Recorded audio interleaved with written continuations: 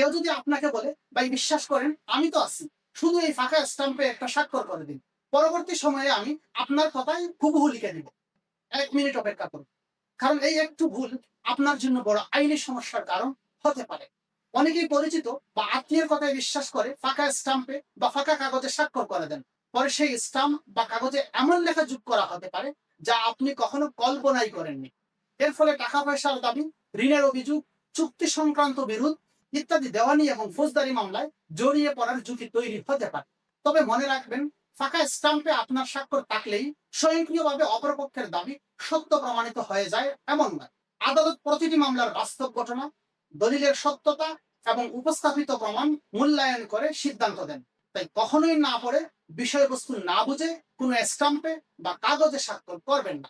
বাংলাদেশের আইন সম্পর্কে সহজ ভাষায় এমন গুরুত্বপূর্ণ তথ্য জানতে আমাদের প্র্যাকটিস এন্ড প্রসিডিউর চ্যানেলটি সাবস্ক্রাইব করুন।